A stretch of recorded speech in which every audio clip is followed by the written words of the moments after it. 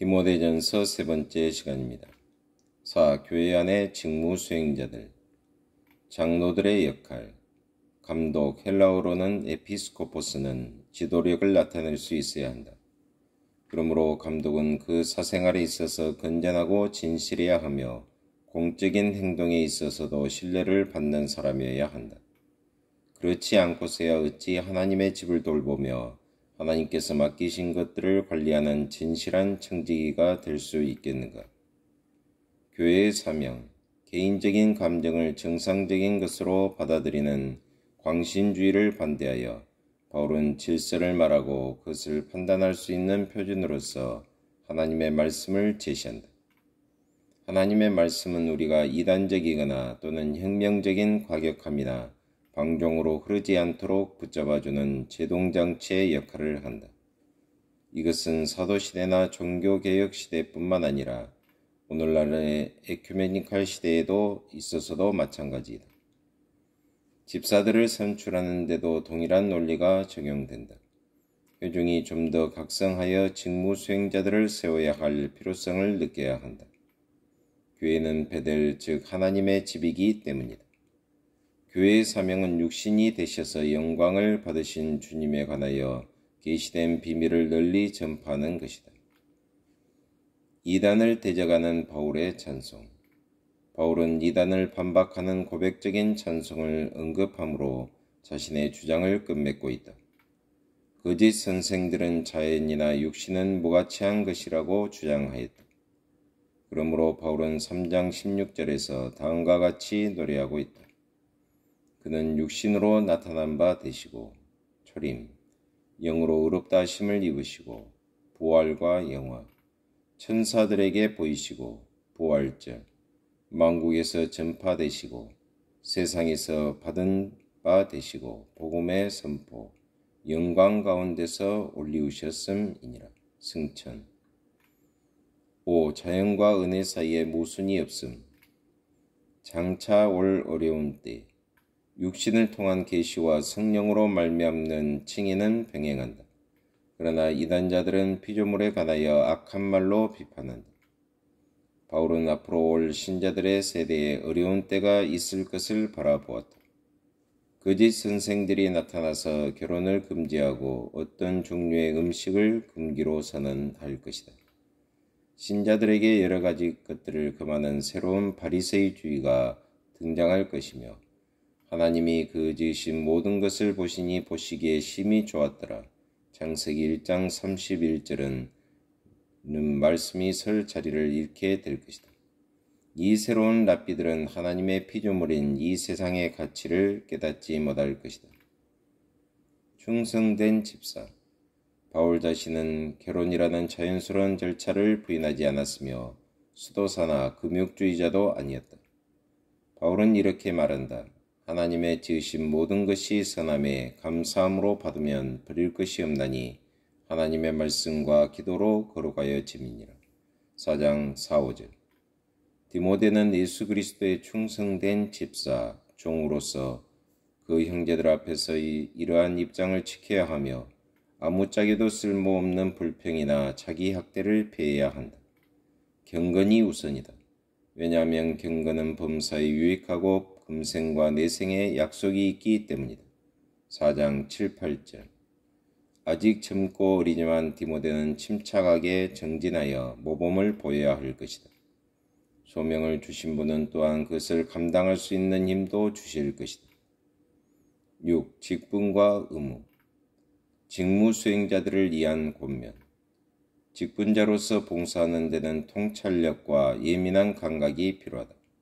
나아가 많은 사람들은 젊은 사람들과는 다른 각도에서 문제에 접근할 것이다. 그러므로 동일한 방식이 젊은이나 나이 많은 사람에게 적절한 것은 아니다. 또한 가부들의 문제가 있었다.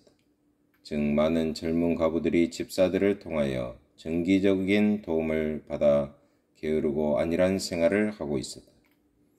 바울은 디모데에게 엄중하고 준엄한 지침을 말해주고 있다. 바울은 사단이 사람들을 선동하여 교회를 비방하게 만들며 그 이름에 먹칠을 하려는 사실을 잘 알고 있었기 때문이다. 5장 1절로 16절. 사도 바울은 장로 직분 후보자들을 선별하고 그들의 사역을 지원하며 그들이 잘못된 길로 나갈 때 필요한 훈계와 권면으로 편지를 끝맺고 있다. 디모데는 그의 연약한 건강을 위하여 포도주의 도움을 받으라는 권면을 받고 있다. 음주에 대하여 바울은 자유주의자도 아니었고 절대 금주주의자도 아니었다. 바울은 분리주의자나 금욕주의자들도 말하는 음식에 대한 규정과는 아무런 상관이 없었다.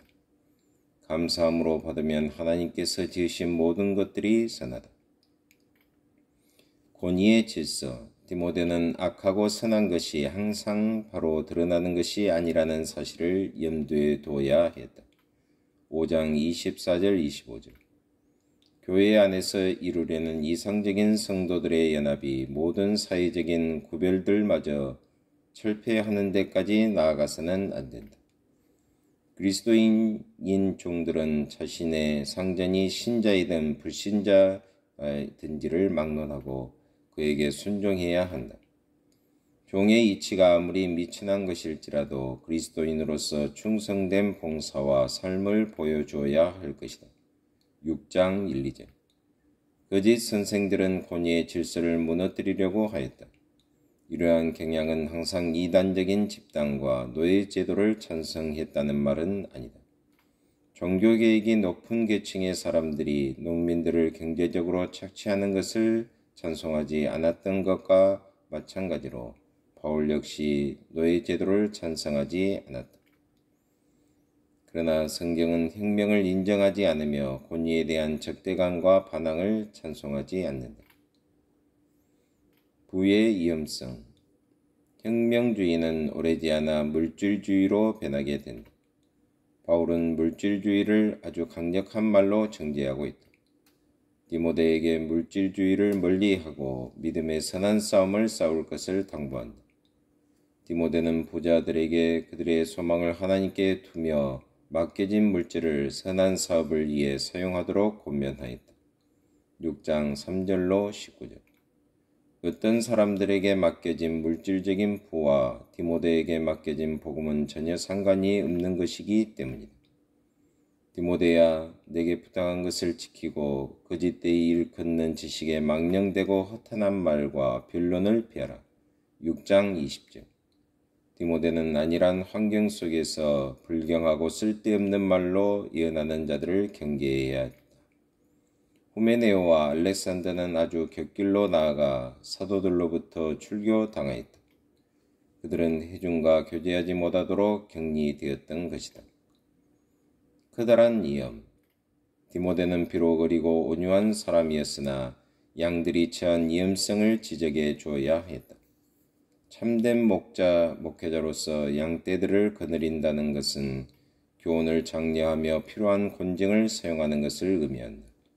참조 6장 20절 21절, 4장 11절로 16절 선한 목자는 무엇을 해야 할지를 안다.